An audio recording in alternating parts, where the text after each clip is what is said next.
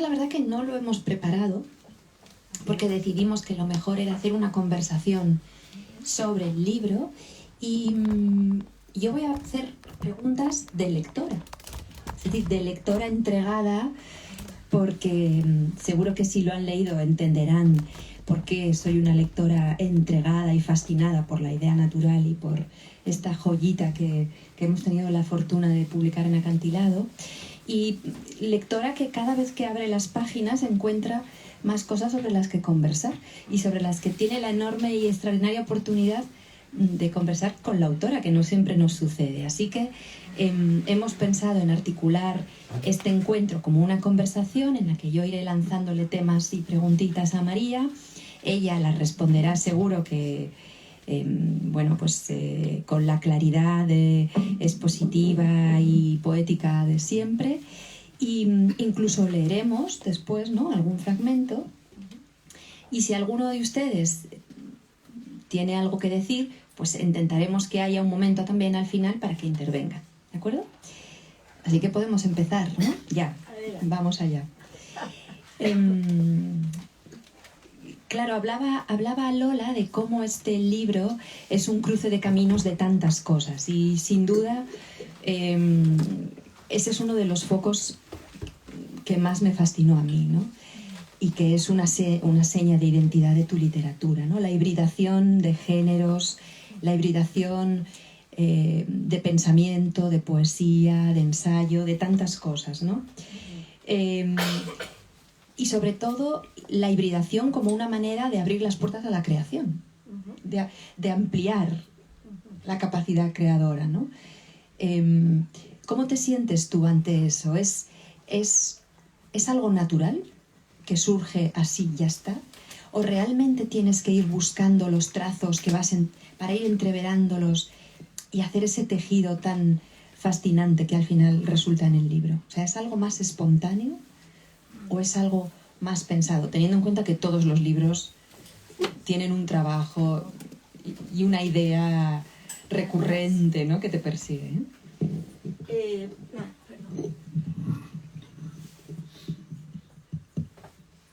Ahora sí, ¿no?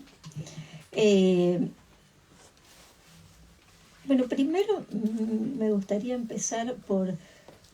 Entiendo, ¿no?, de dónde viene tu pregunta, pero me gustaría cuestionar un poquito la cuestión de la hibridación. O sea, preguntar qué es la hibridez.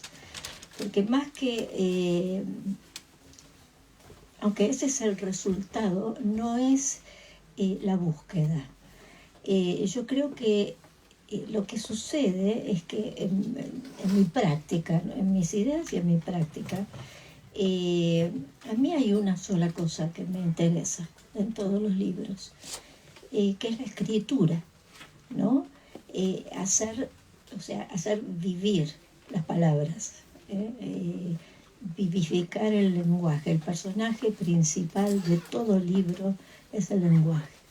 Entonces, cada libro responde, como decía Cesare Pavese, a una obsesión, ¿no? La obsesión nace, todos tenemos, tampoco tantas, pero tenemos algunas obsesiones, y esas obsesiones van buscando su forma. Y cuando encuentran la forma que les corresponde, ahí podríamos decir que nace el libro. Y esa obsesión encuentra una forma que le corresponde. O sea que este libro, por ejemplo, no podría haber sido una novela, ni que yo lo quisiera, ni podría haber sido un libro de poemas, porque la obsesión, digamos, al nacer, empezó a buscar su modo particular de expresión y la encontró en una especie de, yo diría, de réplica de lo que tú me decías hace un minuto, ¿no? O sea, que de alguna manera yo replico en el libro también la idea de la colección, ¿no? Y que esto que hacían los personajes que están adentro del libro. Entonces, a ver, si me voy un poquito por las ramas no importa, porque como estamos no tenemos un guión. yo pensaba, o sea, yo podría contar primero cómo empieza este libro. Entonces, empieza, en realidad yo tengo como una fascinación desde hace muchísimo tiempo con los museos, las miniaturas, las colecciones. Bien, eso es algo que me acompaña hace mucho tiempo. También un segundo momento muy importante, una visita que yo hago hace más de 10 años, por lo menos, al Museo de Ciencias Naturales de La Plata, que es un museo, o un museo de historia natural, que es como una especie del museo que está en el Jardín de Plantes de París, pero completamente como decadente, ¿no? O sea, es como más antiguo, están los muebles originales, es una maravilla ese museo, o sea, para ir y perderse, ¿eh? Entonces empiezo con ese museo y ahí me meto con los naturalistas, ¿no? Y con este deseo de ordenar el caos que es el mundo y la vida. Y me pasé años, Sandra, años visitando. Lo primero que hacía al llegar a una ciudad es visitar su museo de historia natural. Entonces, he visto millones y todos me encantan. Pero lo que fui descubriendo es que, a ver, voy a hacer otra digresión más, que estos museos son todos, o todos responden a la necesidad de poner un orden, ¿no? Contra el tsunami de la experiencia, de la riqueza caótica del mundo. Y pensaba en el cuento de Borges, Los dos reyes y los dos laberintos. Es un cuento bastante famoso de él, donde hay dos reyes musulmanes enemigos. Entonces, uno de ellos construye un laberinto para hacer que su enemigo se pierda en el laberinto y destruirlo. Llega el rey enemigo, lo mete en el laberinto y este rey pide ayuda a Alá y consigue salir del laberinto. Pasa el tiempo y regresa el rey segundo, digamos, lo toma prisionero al rey que había construido el laberinto para perderlo y se lo lleva al desierto. Y lo lleva al desierto y le dice, lo abandona en el desierto sin agua, sin comida, sin caballo, sin nada. Y le dice, ahora encuentra la salida del laberinto. Por supuesto se muere. Entonces la idea de Borges, que es maravillosa, es que nosotros los humanos tenemos, una especie de capacidad para ordenar el caos que está a nuestro nivel. Entonces nos rodeamos de organizaciones, tanto en las divisiones del conocimiento, los museos, todos los tipos de museos, los museos de arte también, las bibliotecas, las librerías, Lola también, son todos ordenamientos que hacemos y son ordenamientos humanos que están hechos por nosotros y a nuestra escala. Pero hay como obviamente otro laberinto, que es el laberinto que nos excede, que es el laberinto divino, el cual no entendemos porque está en otra escala. Entonces, me interesaba muchísimo pensar todo esto de la organización como una especie de desesperación humana por descifrar. Entonces, tú te encuentras en este libro con por ejemplo, los científicos, ¿no? Que hacen, clasifican las flores, los que clasifican las hormigas, los que clasifican las arañas, los que clasifican, en fin, hasta hay científicos argentinos que trabajan sobre la historia natural de hormigas argentinas, ¿no? Como si fuera una categoría. Bueno, entonces eso es lo que me fascinó, y empezar y mostrar también que esa impronta de ordenar, de hacer el laberinto humano, digamos, que es para perderse, pero también para encontrarse, es una impronta que viene desde siempre, desde los comienzos. Por eso empiezo con Lucrecio y con Plinio el Viejo, ¿no? Y llego como hasta un autor chileno del siglo XXI, que es esa necesidad de ordenar, de dar sentido, está presente desde siempre en la humanidad y que se ha tomado distintas variaciones, digamos, pero que es como una pulsión. Y que es profundamente utópico porque muchos de los autores científicos, artistas que pueblan el libro, de hecho, son conscientes de la imposibilidad de establecer un orden o de la ingente tarea, que siempre será una tarea inacabada, que siempre será una tarea imperfecta, ¿no? Y que siempre va más por hacer que lo que has dejado hecho, ¿no? Claro, porque además la colección, para que sea interesante, tiene que estar incompleta. Una colección completa sería la muerte de la colección, ¿no? O sea, tú estás todo el tiempo con deseos de más. Es lo mismo que con la escritura, lo mismo, ¿eh? O sea, uno siempre quiere más, o sea, no se cierra, es algo que no se cierra. Y entonces, el libro en el fondo lo que hace es recrear una idea de la naturaleza también, una idea del orden. Ni siquiera es tu idea de la naturaleza, es tu búsqueda a través de tantos personajes, ¿no?, que han buscado el orden y que han buscado la naturaleza. Porque tú crees entonces que la cultura que recrea la naturaleza nos aleja de ella también, ¿o no? ¿La cultura? Perdón, cuando que pretende recrear la naturaleza, ¿no? Se supone que esta dicotomía que ahora ya se va rompiendo de natura, cultura, ¿no? Sí. La cultura recrea la naturaleza pero se aleja de ella, no la alcanza nunca, ¿no? A ver, la naturaleza, el Liber Natura, es el libro de Dios, ¿sí? Ese es el laberinto divino. Entonces, lo humano, digamos, el intento es siempre frustrado. O sea, son acercamientos. Ahora, lo que yo quería, y esto no sé si me salió, Sandra, pero en un momento dado, no sé si ustedes se dieron cuenta, personas que están acá, que empezó como una moda editorial y de la industria editorial de publicar muchos libros sobre la naturaleza, ¿no? Entonces yo lo que quería hacer es mostrar, digamos, que, como decía Buffon, ¿no?, el discurso de la naturaleza no es más que la naturaleza transformada en discurso. O sea, los hombres y las mujeres y los seres humanos han siempre transformado esa naturaleza en una naturaleza escrita. O sea, la han vuelto escritura.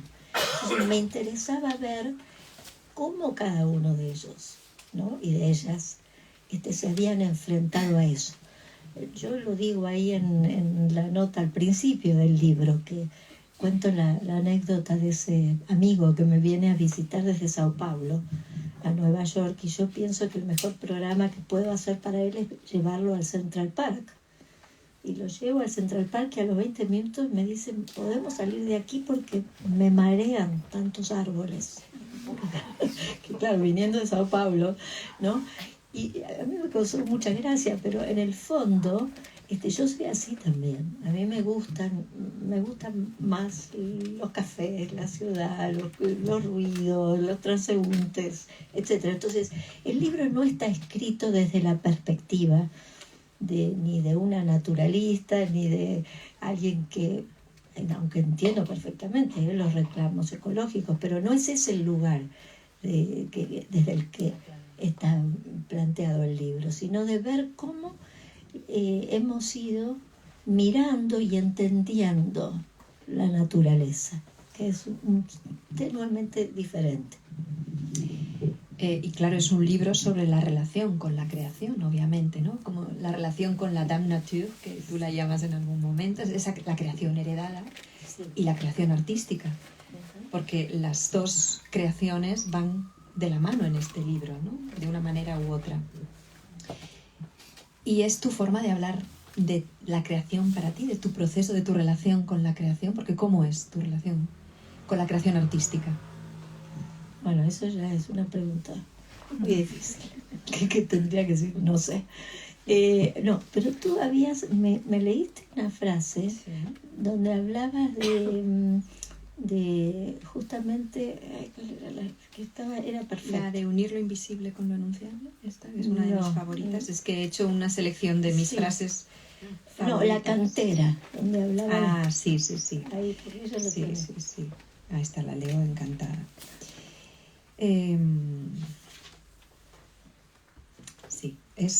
Dice lo siguiente: solo sabemos en la medida en que vivimos.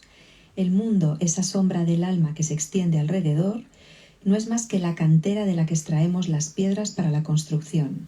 La vida es nuestro diccionario. Claro. Y hablábamos de este párrafo como la síntesis extraordinaria de la idea de vida y literatura y de cómo se conjugan, se tropiezan, se contraponen, se repelen, se necesitan, ¿no? Todo, sí. Es una de las paradojas más insolubles de la literatura, la relación arte y vida.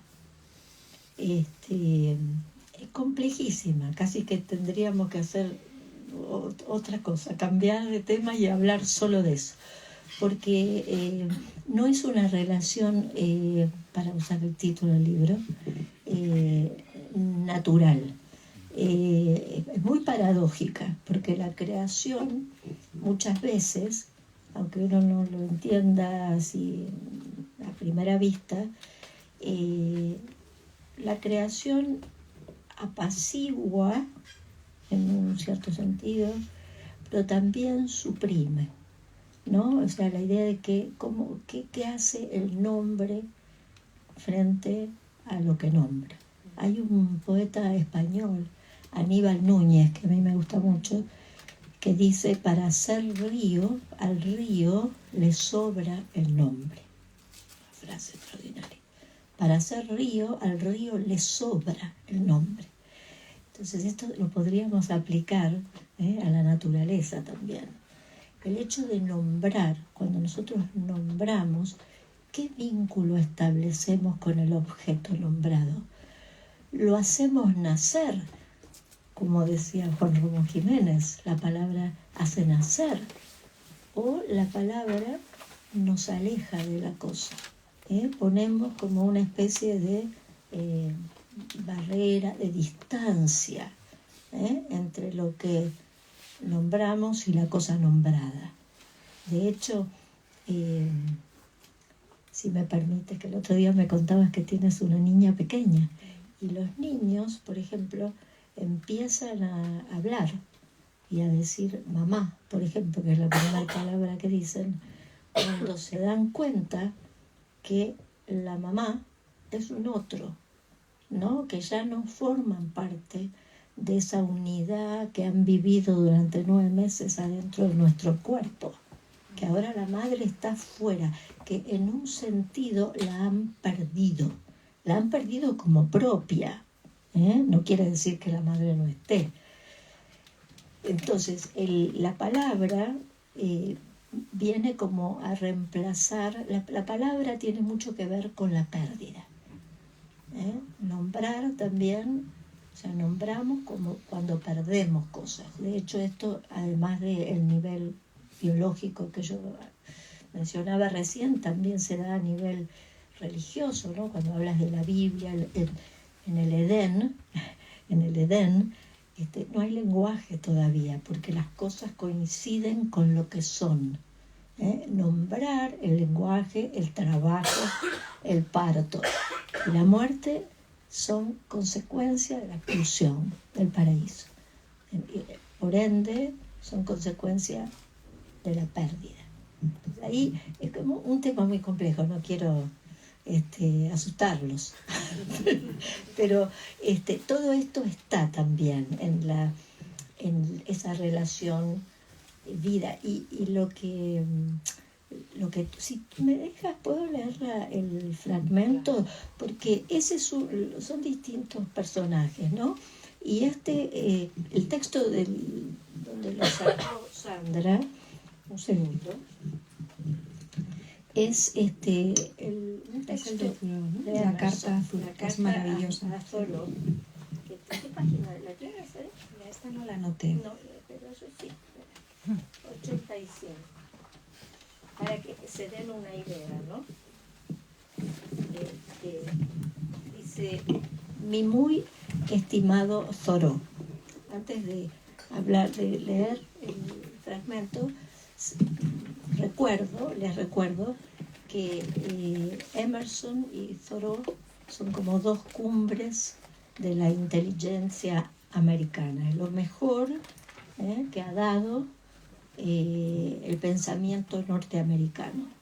Emerson es autor de un libro que se llama Nature, Naturaleza, y Thoreau es su discípulo que se hizo esa cabaña en Walden, al lado de un estanque, y que se fue a vivir ahí durante 2 años aislado, daba vueltas alrededor del lago y escribió Walden. Entonces, esto es una carta que Emerson, el maestro, le escribe a Thoreau. Entonces dice,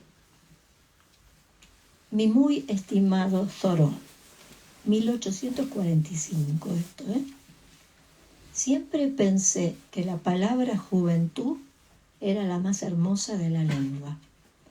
Ratifiqué mi convicción el día en que lo conocí. También supe que usted, lo supe de inmediato, llevaría mis premisas al más alto nivel existencial. Quiero, sin embargo, hacerle un par de observaciones. Ambos sabemos que la ciencia no ambiciona otra cosa que advertir lo afín en lo dispar.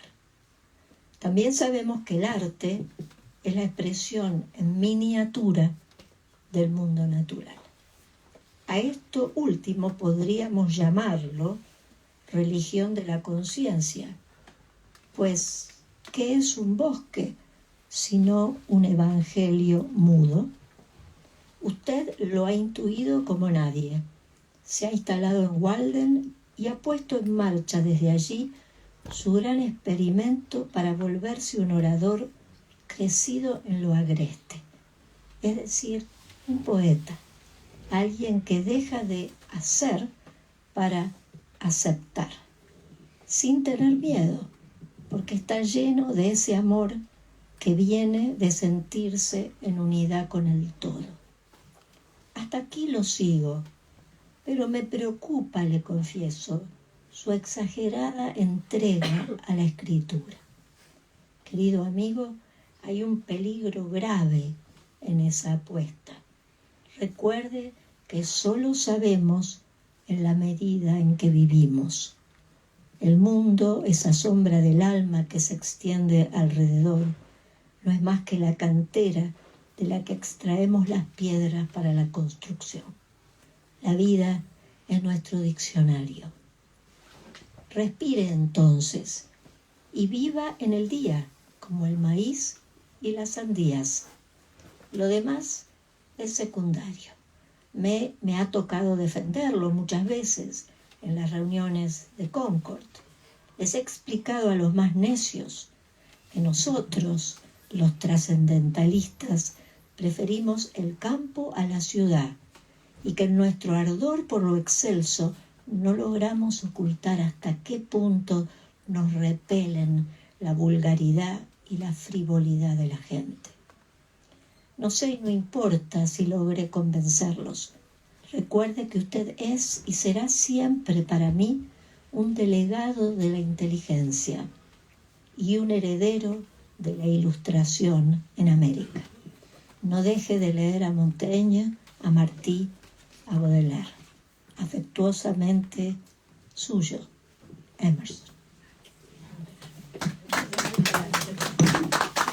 Creo que ahí están como muchas cosas condensadas, ¿no? Es un manifiesto estético absoluto, ¿no? Sí, también creo que la escritura es una... Esa sería más que una dame nature, sería una dame obsesiva a la escritura, que muchas veces nos aleja de la vida. De la vida, claro, y sobre eso también te quería preguntar a raíz de una frase del libro, ¿no? Porque como ven, antes hablábamos de la voz poética que atraviesa el libro desde el primer capítulo, ¿no? Con mayor o menor intensidad, pero es que está sazonado de tanta sabiduría, de tanta observación, ¿no? Bien destilada, que es fascinante en un libro tan chiquitín. ¿No? Es una miniatura extraordinaria en ese sentido. A ti que te gustan tanto las miniaturas, lo pequeñito, ¿no? Has conseguido una miniatura extraordinaria, ¿no? Y hablando de esta relación compleja con la vida, de la vida con la literatura, con la escritura, dices en un momento en la página 30, imposible saber si uno escribe por costumbre, por afán de prestigio, por amor a la verdad o por mera desesperación. Si escribir lo vuelve a uno más sagaz o más triste. Entonces, al final la escritura, tú nos lo decías, es una pulsión. Sí, y además eso, ¿no? La relación de la escritura con la tristeza también, ¿no?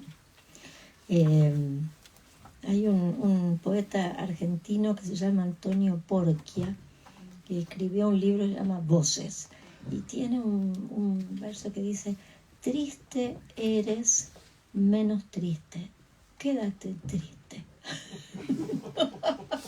Quédate triste. O sea, la tristeza también es una señal de salud. También, no siempre, pero a veces. Entonces sí, esa pregunta sobre el porqué de la escritura, que esa es la pregunta constante, me parece, ¿no?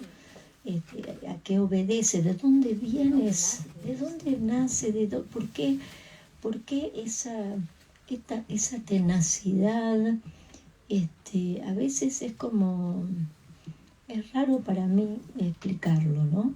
Pero, y que me lo pregunto, no tengo, cuando esas preguntas, si uno escribe, ¿cómo era? Por afán de... Por afán de prestigio, por amor a la verdad, por amor, amor, desesperación. Sí, hay uno más al principio. Son por cuatro. Costumbre. Por costumbre, porque a veces uno ya, el que estamos escribiendo, ya nos sentamos casi como que si no escribimos, ¿no? Es esa pregunta. Me acuerdo una vez que estaba también como una etapa así árida, como la que te conté el otro día, y alguien me dijo, ¿y qué pasa? Y si no escribís más, ¿qué? Todavía vas a tener una vida, o tenés una vida. Pero la escritura se transforma, es como, parece decir, una dama, casi como imponente, ¿no? Que es fuerte, que está ahí como pidiendo como concentración y producción. Y a veces uno no sabe muy bien por qué, es muy raro. O sea que para ti es muy difícil buscar la escritura te busca a ti, quieres decir también, te elige. La literatura te elige o tú eliges la literatura. Yo esto me lo he preguntado mucho porque como tengo la enorme suerte de hablar con muchos escritores, ¿no? Sí. Y siempre, incluso a veces creo que empiezo a distinguir los que han buscado la literatura o aquellos a los que la literatura los ha buscado. Sí. Bueno, ese sería el objetivo máximo. A ver, hay muchos objetivos máximos. Que la literatura te busque a ti,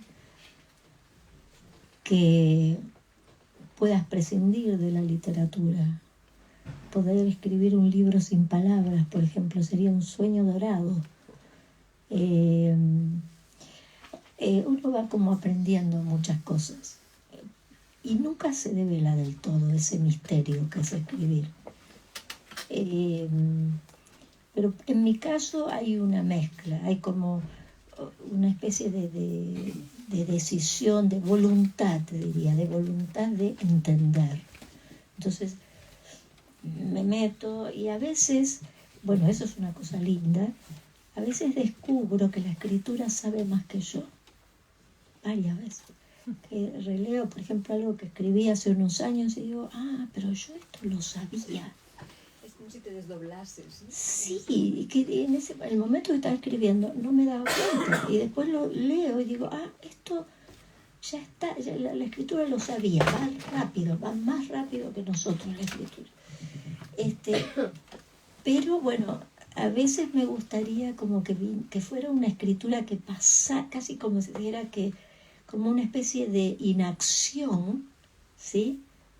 Porque yo soy una persona, en lo personal, ¿no? Soy como activa, soy de decisiones, hay un problema y bueno, hay que resolverlo, y soy práctica, ¿no? Entonces, a veces me gustaría que fuera más, la escritura viniera como un producto de la inacción, de una inacción que es falsa, porque la inacción nunca deja de hacer.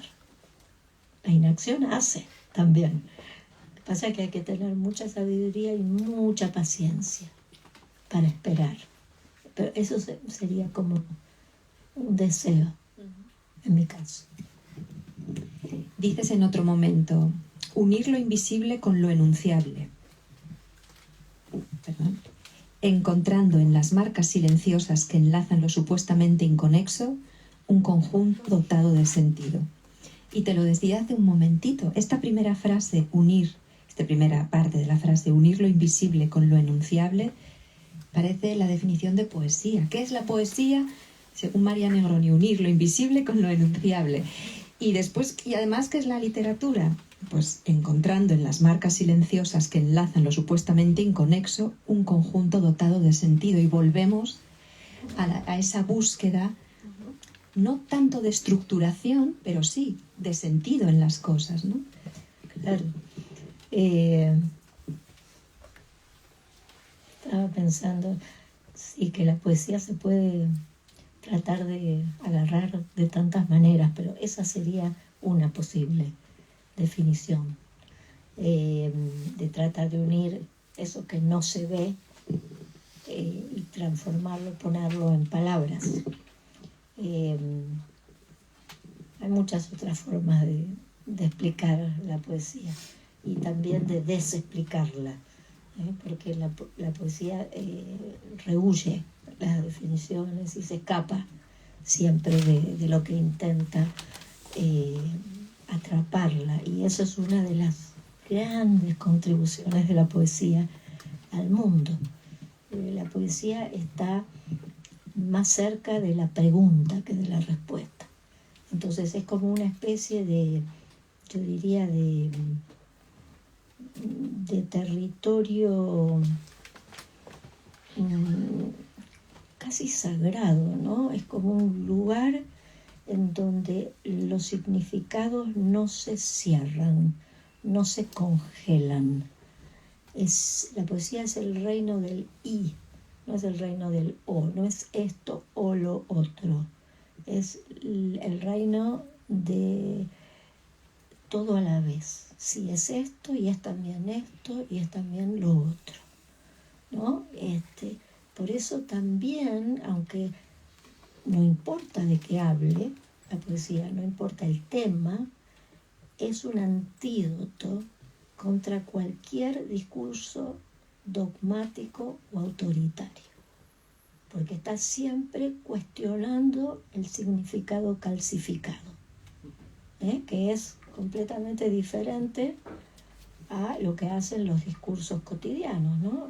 Los discursos que escuchamos en la televisión, que leemos en los diarios, que en realidad son ratificatorios, ¿no? La poesía está siempre en el lugar corrido, es como si fuera una imagen corrida, como si el poeta o la poeta quisiera filmar, para ya que tenemos unos cineastas por aquí, que no estoy viendo, pero ahí hay dos por lo menos, como si quisiera filmar una imagen corrida, ¿no? Para dejar espacio a la pregunta. Ahora ustedes dirán, bueno, pero si las preguntas no tienen respuesta, pues las preguntas no tienen respuesta. La poesía se pregunta por 4 o 5 cosas básicas, que son siempre las mismas. Tienen que ver con el origen, de dónde venimos, por qué nos vamos a morir, por qué todo es impermanente, En fin, son las preguntas de la existencia. Esas preguntas no tienen respuesta, pero se puede mejorar la calidad de esas preguntas. Se puede como sutilizar, se puede mirar la pregunta de otra manera, avanzar, ver un poquito, durante un ratito. Porque esto que tú llamas poético en el libro, que entiendo, ¿no?, a qué te refieres, son como esos momentos en cualquier texto, en cualquier género. Eso aparece en las buenas novelas también, en los buenos ensayos. Son momentos en donde la prosa hace como una especie de... hace como una especie de luz, ¿no? Es como se abre una fisura que ilumina algo por un instante. Entonces uno dice, como lectora, que es lo que somos todas antes de ser ninguna otra cosa, gracias a Dios, somos lectoras. Entonces lo que uno hace ahí es, se para, porque hay algo que ha ocurrido en el lenguaje, no son las ideas, o sea, entra todo, la emoción, las ideas, todo, pero ocurre en el lenguaje. Y lo que ha ocurrido es que hay un velo que se corrió. Entonces, por un momento, uno tiene esa especie de sobresalto o asombro, que es lo que podríamos después llamar el efecto estético. Que uno dice, era esto. Y así. Claro, y además, fíjate, yo entiendo, pero es mi lectura, ¿no?, el sentido poético en este libro como lo siguiente, y es que como juegas tanto a la taxonomía, que en principio así a priori no es algo especialmente poético, y sin embargo tú juegas mucho a esa construcción, ¿no?, a lo taxonómico, y precisamente la poesía es lo que huye, ¿no? Es que buscas esas ventanas de expresión espontánea que surgen. Por eso creo que son como incluso esas hierbitas que a veces nacen entre las piedras o nacen entre el asfalto, y que son una sorpresa, son una epifanía, y te preguntas de dónde ha salido aquello, ¿no? El sentido poético en este libro yo creo que está medido en eso, ¿no?, en cómo oxigeno, cómo aligero, cómo juego en el fondo, porque es muy juguetón, yo creo, en el sentido mejor de juguetón, ¿eh? No es algo que desmerezca en calidad. La poesía juguetea con la taxonomía constantemente, la airea, la esponja, abre los espacios, precisamente para darle la vuelta al sentido taxonómico, porque lo que queremos mesurar es tan grande que ¿a dónde vas, taxonomía?, ¿no? La poesía le dice ¿a dónde vas? Ciencia, ¿qué estás haciendo?, ¿no? Sí, al mismo tiempo es interesante que estas epifanías o estas fisuras se produzcan adentro del mismo discurso científico, porque yo personalmente pienso que en los científicos también hay mucha emoción frente al mundo. O sea, cualquier inventor, yo pienso, por ejemplo, en Einstein, cuando descubrió la teoría de la relatividad. O sea, si eso no es una emoción, lo que sintió, no sé qué es. O sea, la ciencia también está imbuida, porque imagínate que es, aparte de enfrentarse, no sé, los que estudian los planetas, el universo, todo. Bueno, pero porque parte del asombro, que es el origen del conocimiento en todos los... Exacto. En el sentido más amplio, ¿no? Exacto. El asombro ante las cosas. Claro. Es lo que nos empuja, ¿no? Claro. Lo que pasa es que ha habido como una especie de, podríamos decir, de transición, porque, claro, la ciencia tal como la conocemos hoy es producto de la modernidad, ¿no es cierto?, ya del Renacimiento para acá. Pero antes ya existían estas ideas de coleccionar, y estaban los gabinetes de curiosidades, que me voy a permitir una especie de cosa graciosa, pero los gabinetes de curiosidades eran un poco como las tiendas, no sé cómo le llaman acá, las tiendas de de segunda mano donde hay cachivaches, o el Sencans en Barcelona, Almoneda se llama. Claro, donde está todo mezclado, ¿no? Que es la idea también de saturar, como poner, como si yo pusiera en este espacio, quisiera poner un ejemplar, ¿no? De cada cosa que obviamente me ha fascinado, que he visto, del mundo. Entonces imagínense que pueden entrar desde conchas marinas hasta cocodrilos disecados, hasta a las hormigas argentinas, todo.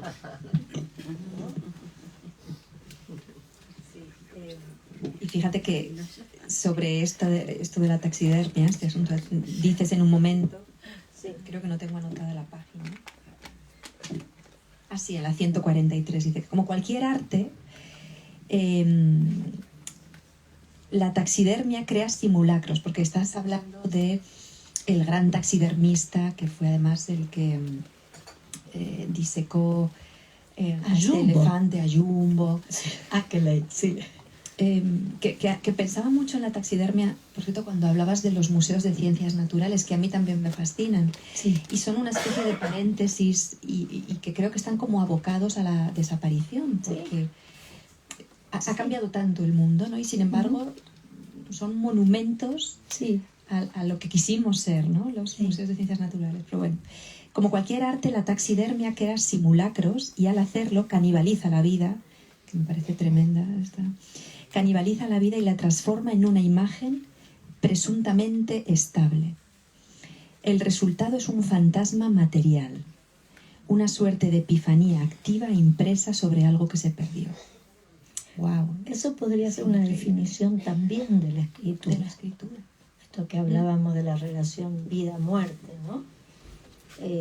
Porque el taxidermista... A ver, me cambio de rubro. Hay un episodio en un librito de Alejandra Pizarnik que se llama La Condesa Sangrienta, donde una condesa de Transilvania tortura y mata chicas para bañarse en la sangre y rejuvenecerse. No importa. La cuestión es que en un momento determinado lleva a una de las chicas, porque va ideando torturas, entonces la lleva, imagínense, Transilvania, todo un campo helado blanco, un bosque, la hace bajar de la carroza, la hace desnudar. Imagínense una chica joven, imagino yo, de pelo largo, el cuerpo blanquísimo, y le hace poner, tiene unas asistentes, entonces con unas teas. Entonces la chica se intenta acercar al calor de las teas, pero finalmente se queda congelada. Queda congelada en el bosque. Esa es la tortura y muerte de este personaje. Entonces yo pensaba cuando leía esta escena que en realidad estando desnuda y así como en algún gesto, la chica es como una estatua, como las que vemos en los parques, ¿no? Que en general son cuerpos de hombres también, pero también hay de mujeres desnudas que están quietas, expuestas a la visión y al goce del espectador o espectadora. Y yo decía, eso podría interpretarse, ¿no? Que la condesa fija, porque todas terminan como fijas las muchachas, que esas que podríamos ver, interpretar ese castillo de la condesa como un castillo de la escritura, donde ella va dejando, se podría decir que cada muchacha muerta, cada estatua, cada mujer, son distintos tipos de torturas, pero quedan fijas. Entonces podría ser un poema, cada una de ellas, ¿no?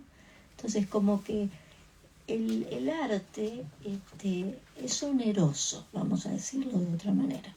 Es oneroso, no es que es gratis. La literatura lo ha contado infinidad de veces esto. A veces el creador, como en el retrato oval de Edgar Allan Poe, mata a la mujer que está pintando, a su modelo, a la musa, se muere cuando él termina de pintarla. ¿Por qué? Porque los artistas queremos, me parece, los escritores, queremos crear algo vivo, como Dios. Por eso Dios es el gran artista, porque ha creado a nosotros, ¿no? Que tenemos cierta autonomía. Entonces, pero en ese acto de la creación, algo se pierde. O se pierde la modelo, como en este caso, o se pierde el propio creador. Muchas veces también se muere el que crea, ¿no? Entonces, digamos que no es una actividad ligera, la escritura, lo menos ligero que hay. Cuando la gente, por ejemplo, a mí me dice, todavía hoy, ¿qué haces? O bueno, alguien no me conoce, me dice, ¿qué haces? Y yo contesto, escribo. La respuesta generalmente es, ¡qué lindo! ¡Qué lindo! Y yo digo, esta persona pobre no entiende nada, porque de lindo no tiene nada, eso por las dudas. Bueno. Yo creo que podemos dejar que participen todos estos amigos que nos acompañan, si es que alguien quiere participar.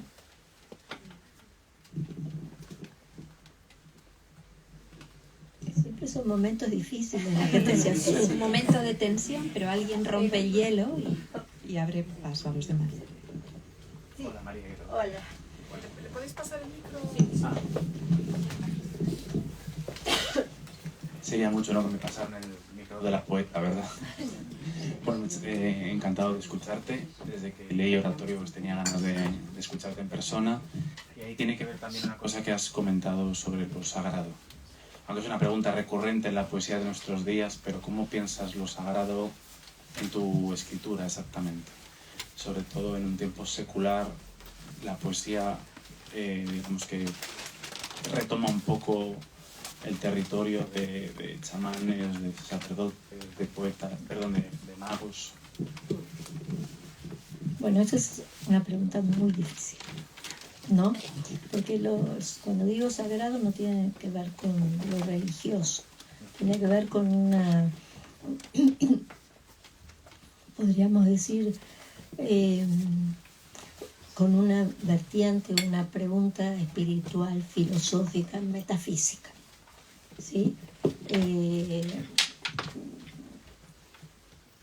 Poesía, tú dices, el tiempo que nos toca es un tiempo profano, ¿no? Dijiste, o que estamos en un secular. Secular. Entre comillas. Entre comillas, sí. Pero la poesía me parece que es, otra vez, como dije antes, lo dije con otras palabras, pero me parece que la poesía es como un territorio de resistencia, ¿no? Frente a esta especie de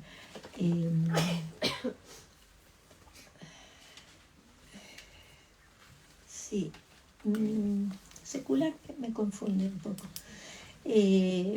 Digamos que hay distintas tendencias, porque está bien, hay lugar para todo tipo de poesía, pero hay muchas propuestas poéticas hoy en día, y siempre han existido, que se interesan en otras cosas, ¿no? Se interesan en... como preguntó, el otro día me preguntaron no sé si en Granada o algo así, estaba mal formulada la pregunta, pero una chica me preguntó, ¿pero a ti te interesa la vida? Wow. Sí, obviamente que sí, pero lo que ella me quería preguntar era cómo entra la vida cotidiana, concreta, en mí no es una cuestión de que piense que debe ser así. Yo desde mi manera de ser, de entender, de estar en el mundo, me interesa la poesía como un lugar, casi te diría, un poco apartado de todo eso. A veces tengo problemas porque incluso puedo llegar a ver una película, por ejemplo, que esté llena de estas referencias cotidianas y y termino la película y digo, ¿y? ¿y qué pasó acá? ¿Qué me da esto? O sea, yo quiero que la poesía me ayude a preguntar otro tipo de cosas. No sé si te respondo. Sí, sí, lo que está fuera de, ¿no? Exacto. Hola María, Hola. qué gusto verte. Bueno, enhorabuena por el libro y por supuesto Acantilado. A mí me interesa sobre todo, por lo que lo voy viendo, lo acabo de comprar, que hay una conexión bastante importante, al parecer, entre la imagen y el texto. Es decir, hay una gran presencia de las ilustraciones, como de hecho la hay en los libros de los naturalistas, ¿no? Y cómo de alguna manera las ilustraciones también fueron condicionando la visión que se tenía de la naturaleza, ¿no? Entonces, ¿cómo has trabajado eso? ¿Han venido las imágenes a ti antes de los textos? ¿Has buscado las imágenes? ¿Cuál es la conexión que se establece aquí entre esas dos facetas? Sí, en realidad es como simultáneo. Por ejemplo, en el caso de Humboldt, esa imagen de la montaña, el Chimborazo, todo eso es una imagen que tengo en mi escritorio hace años. Entre paréntesis, Humboldt es una vieja obsesión mía, porque en una novela que tengo, que salió en el 2005, algo así, el personaje que es un desaparecido, tiene como alias, como el nombre de guerra, se llama Humboldt, ¿no? Bueno, nada, entonces en algunos casos, por ejemplo, las busqué, las compuse un poco sacándolas del internet, la imagen de la cara de Thoreau insertada en el medio del mapa de Walden, me pareció como una imagen que me gustaba. Después hay algunos dibujos míos, el Phallus impudicus, por ejemplo, que eso es un dibujo que hice yo y me quedó ahí en un cuaderno. Me pareció, en un principio pensé, de hecho hablé con un artista de Buenos Aires, que podría haberse hecho un libro, pero no lo quise así, como con más imágenes. Me parece que sí, no, que yo quería que fueran como los textos con una imagen mínima, ¿no? Gracias. Gracias, Agus. Sí, porque la fuerza, el texto sugiere en la entrada, la imagen sugiere en la entrada, pero la fuerza está en el texto. Exacto. Y yo creo que no predomina. Y son muy interesantes los títulos también, ¿no? Sí. Que conducen mucho la lectura. ¿Qué te parece si antes de seguir con la pregunta leo el texto de Rosa Luxemburgo? ¿Saben? Porque Rosa Luxemburgo, como ustedes saben, era una dirigente política. Y no sé si saben que esas cosas que me parecen extraordinarias. Estuvo presa muchísimo tiempo. Y en las cárceles, al lado de donde estaba, tenía siempre un jardín. Cultivaba un jardín, Rosa Luxemburgo, en la cárcel en la que estuviera. Además, imagínense con ese clima. No sé cómo podría hacerlo. Bueno, pero me interesa por la relación también entre naturaleza y política, y también porque es una mujer, ¿no? Entonces el texto se llama Un herbario político. Hay una predilección en algunos seres por la vida natural. También hay casos más raros en que esa propensión convive con una afilada conciencia política. Es el caso del geógrafo francés Élisée Reclus, cuyo libro Historia de un arroyo es a la vez un manifiesto espiritual y una proclama anarquista. También es el de Rosa Luxemburgo, que siendo una de las grandes teóricas del marxismo, nunca dejó de herborizar en sus jardines de paso, como lo llamaba, enumerando y clasificando las muestras que obtenía. Sus primeras lecciones de botánica coinciden con su ingreso en la Facultad de Ciencias Políticas de la Universidad de Zúrich en 1889. Después, casi enseguida, vendrán los exilios, las persecuciones, los conflictos con sus propios camaradas, la cárcel, las mudanzas y las dificultades para sostener la relación amorosa con el líder lituano Leo Godiches. Vendrá también el desgarramiento de julio de 1918, cuando, al enterarse de las 200 ejecuciones sumarias ocurridas en Moscú, no duda en expresar su disenso. Lenin se equivoca por completo, dice, en los medios que emplea. El decreto, los castigos draconianos, el dominio por el terror. Estamos ante una dictadura, por cierto, pero no la dictadura del proletariado, sino la de un puñado de políticos. El Jardín no la llevó nunca a desentenderse de las tribunas del mundo. Podría decirse que para la militante indócil que era, no bastaban los discursos fogosos ni las diatribas contra la pena de muerte.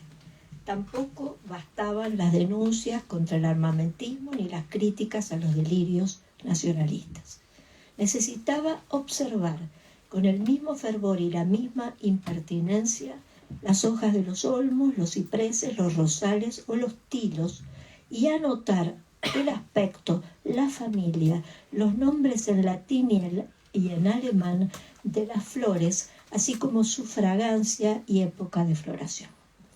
Necesitaba instalar allí, del mismo modo que en la vida, un estallido que pudiera ser a la vez una arenga a favor de la libertad, una oposición a toda forma de dogmatismo y una confianza en la posibilidad de una sociedad más justa. De este tenaz observatorio dan cuenta las cartas que en 1917 le escribió desde la cárcel a Sophie Liebknecht, la compañera de Karl Liebknecht, que en 1919 sería ejecutado. En esas cartas describía su pasatiempo vegetal como quien habla del mundo y sus crueldades, o mejor dicho, como quien ha logrado acercarse al mundo sin la mediación de doctrina alguna. ¡Qué hermoso es esto!, exclamaba. Interiormente siento que en mi trocito de jardín, rodeada de abejorros y de hierba, estoy mucho más a gusto que en un congreso del partido. Mi yo íntimo pertenece más a los gorriones que a mis camaradas. Esa es su frase, es extraordinaria, ¿no? Otras frases igualmente geniales de ese herbario observativo, y bueno, cito otra, ¿no? El herbario de Rosa Luxemburgo está compuesto por 18 cuadernos. La editorial alemana Dietz Berlin lo compiló en 2016 y hoy se puede ver en el archivo de Varsovia. Esto es como la mezcla entre naturaleza y política. ¿Querías preguntar algo? Sí, en realidad un comentario que tenía que ver con lo que nuestro amigo comentó de las ilustraciones. A lo largo de tu exposición todavía no he leído este libro, pero ya lo voy pescando con toda esta conversación. No puedo dejar de relacionarlo con el pequeño diccionario ilustrado. Sí. Entonces me gustaba escucharte a vos, ver si hay una relación en su estructura, en esa estética del fragmento que es tan de tu literatura y que a mí particularmente me encanta. Bueno, me gustó porque lo llamaste el pequeño diccionario y es pequeño mundo ilustrado. Pero está bien porque es como el Larousse, ¿no? El pequeño Larousse ilustrado que todos tuvimos en la infancia. A ver,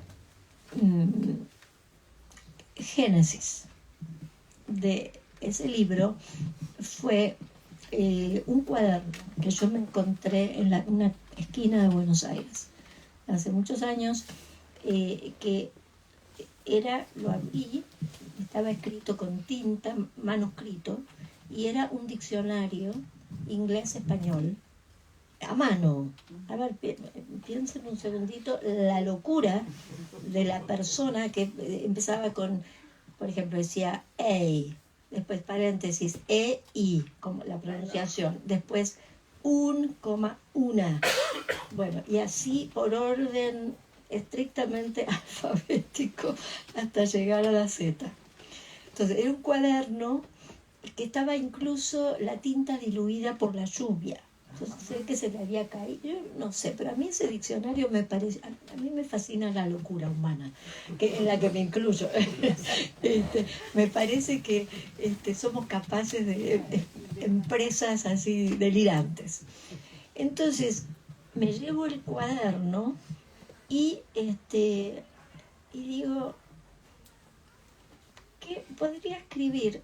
Así empezó, digo, podría hacer una especie de copia, ¿no? O sea, inspirarme en esto y hacer un diccionario de las 24 palabras, no me acuerdo cuál número, pero las 20 palabras más importantes que hay para mí. En inglés y traducirlas al español. Pero no traducirlas. Algunas eran, por ejemplo, la primera palabra que lidera la lista es un texto que llamé Cuaderno Diccionario. Entonces puse, la primera era against, que es fundamental en mi vida, contra. Entonces ponía against, en contra de. Y así venía, estaba la palabra arrorró, dedal, bueno, no me acuerdo, eran como 20. Entonces escribí ese texto. Muy bien, pasa el tiempo. Entonces digo, podría hacer, esas ideas, digo, cuando yo leo a una escritora o un escritor que me gusta, lo primero que pienso es, me encantaría ver su biblioteca. ¿No es cierto? Por ejemplo, cuando descubrí hace poco un autor que han publicado en Acantilado, que es Ramón Andrés, lo descubrí hace muy poco, y digo, a mí me gustaría entrar en la casa y ver los libros que este hombre tiene, que lee. Entonces, que generalmente uno puede intuir, obviamente, por los temas, puede intuir que lee, pero yo soy muy curiosa, entonces me gustaría como a ver cuál es su biblioteca oriental, su biblioteca filosófica, etc. Entonces digo, bueno, podría hacer mi pequeño mundo, ilustrar mi pequeño mundo y hacer como una especie, bueno, pasen y vean, ¿no? Y entonces ahí pongo no solamente los libros, pongo los libros, los autores, los personajes de los libros, porque a veces me fascinan los personajes de los libros, los objetos que me fascinan. Entonces, la hormiga argentina creo que está. No, la hormiga argentina no. La hormiga argentina es un invento de Ameguino. No.